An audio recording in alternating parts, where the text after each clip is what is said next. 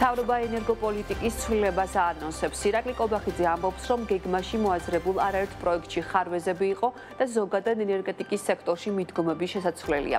კობახიძის გადაწყვეტილებას სექტორში იწონებენ, თუმცა აღნიშნავენ, რომ გენერაციის ობიექტების, განსაკუთრებით კი მსხვილი მარეგულირებელი ჰესების მშენებლობის ტემპი უნდა დაჩქარდეს. როგორი უნდა იყოს განახლებული ენერგოპოლიტიკა და რა პრობლემებს ქმნიდა მხოლოდ ქაღალდზე არსებული პროექტები, ანუკა ჯოხაძემ მოუყარა თავის შეფასებებს, რომელსაც ახლა პირდაპირ ეთერში გაგვიზიარებს ანუკა გისმით. ელენე მთავრობის 13 ოქტომბრის განკარგულებით შეწყდა ათობით ენერგეტიკული პროექტის განხილვა, რომლებზეც საინვესტიციო შეთანხმებები მემორანდუმები არ იყო გაფორმებული. გაუქმებული პროექტები მოიცავს ჰესებს, მზის და ქარის ელექტროსადგურებს, რომლებიც ენერგოსექტორის განვითარების გეგმებში მოიაზრებოდა, თუმცა მათ ინვესტორებთან საინვესტიციო შეთანხმება საბოლოოდ აღარ გაფორმებულა. სწორედ ასეთი კატეგორიის პროექტების განხილვა ჩერდება. კობახიძის ნაბიჯს ენერგეტიკოსების დიდი უმრავლესობა იწონებს და ამბობენ, რომ გაუქმებული პროექტების ნაწილი იყო დუბლირებული, ნაწილი კი ხარვეზიანი, რომლის განხორციელებასაც ინვესტორები არც კი გეგმავდნენ.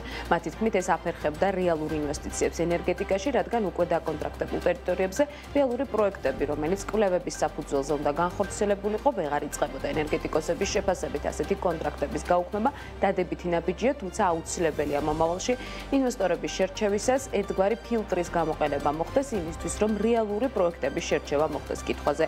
თუ რა სქემით უნდა გაიცეს გამოთავისუფლებული 1.7 გიგავატი კერძოს სექტორში, ამბობენ, რომ პროცესში ბიზნესისთვის წამახალისებელი მექანიზმის არსებობა აუცილებელია.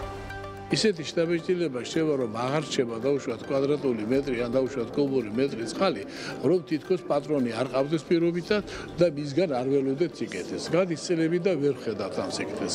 ამიტომ რომ კონკრეტულად გადაიხედოს და ქაღალდის ხელშეკრულებები და ქაღალდის პროექტები გაუქმდეს, ეს ქმნიდა გარკვეულ პრობლემას მაგალითისთვის ჩვენ ერთ-ერთ პროექტს დღეს მშენებარი არის, სადაც უნდა ყოფილიყო 15 მეგავატიანი, უბრალოდ ჩვენ ვერ ავიღეთ სიმძლავრე, იმიტომ რომ დაკავებული იყო უკვე იქ ქვესადგური და ადგილი არ იყო, რომ უბრალოდ მიერთება განხორციელებულიყო 15 მეგავატზე.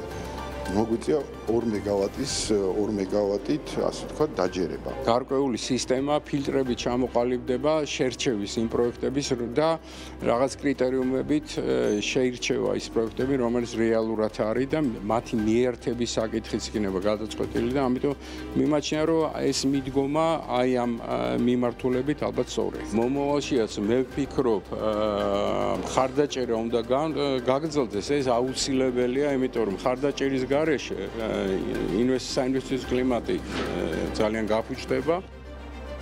არსებული ენერგოპოლიტიკის ცვლილებას აანონსებს ირაკლი კობახიძე, რომელიც ამბობს, რომ აქცენტი მათ შორის მსხვილი მარეგულირებელი ჰესების მშენებლობაზე გაკეთდება. ეს დაპირება არაერთხელ მოგუსმენია მათ შორის კობახიძის წინამორბედი ირაკლი ღარიბაშვილისგან, რომელიც ამბობდა, რომ ნესკრა, ხუდონი და ნამახვანხესი სახელმწიფოს ფინანსებით უნდა აშენებულიყო. ენერგეტიკოსები ამბობენ, რომ სახელმწიფომ დღეს მთავარი აქცენტი სწორედ ამ პროექტებზე უნდა გააკეთოს იმისთვის, რომ რეალური შედეგები დავინახოთ. კერძო სექტორის შეფასებით აუცილებელია პროექტები კერძო ინვესტიციით გაკეთდეს, თუმცა მას შემდეგ, რაც სახელმწიფო სოციალურ ხასიათის პრობლემებს მოაგვარებს. მოდინებაზე უფრო მნიშვნელოვანი არის მარეგულირებელი, ანუ ისეთი სადგურების მშენებლობა, რომელთაც შეუძლია წყალი დააგროვონ და შემდეგ პიკის საათებში ან სხვა საჭიროების შემთხვევაში იქნას ისინი გამომუშავებული. საკმაოდ ბევრი სადგური აშენდა რაოდენობრივად, სიმძლავრეებიც ბევრი შევიდა, მაგრამ წყალსაცავიანი ესე, რომელიც დაიცავს ამ გრადობას განაპირობებს ჩვენი სისტემისას, არც ერთი არ შეგვიყვანია ექსპლუატაციაში. ეს არის მთავარი ამოცანა და ძალიან ძლიერი ამოცანა. ჩვენ ინვესტორი უნდა შემოვიყვანოთ ალბათ მხოლოდ მას შემდეგ, რაც გვექნება სოციალური ყველა პრობლემა მოგვარებული და ინვესტორს არ მოუწევს თქვათ ამ სოციალური პრობლემების გადაჭრა.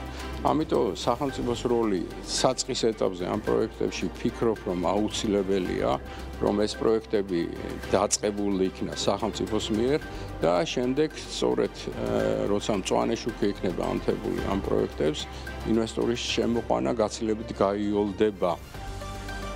ჯერჯერობით უცნობია თუ როგორ ხედავს ოცნება მსხვილი მარეგულირებელი ჰესების მშენებლობის პროცესს, რომელიც სხვადასხვა ეტაპზე ძირითადად მოსახლეობისა და არასამთავრობო სექტორის პროტესტის ფონზე შეწყდა. ენერგეტიკოსები ამბობენ, რომ ნაბიჯების სწრაფად უნდა გადაიდგას, რადგან მზარდი მოხმარების ფონზე საქართველოში ელექტროენერგიის გამომუშავება უნდა გაიზარდოს უფრო მეც, თუ როგორი უნდა იყოს საქართველოს ენერგოპოლიტიკა და რა ხარვეზები იყოს სისტემაში ამ დრომდე ჩვენ შემაჯამებელ გამოშვებაში მოისმენთ. მადლობა ანუკა ჯოხაძეს უსმენთ პირდაპირ ეთერში.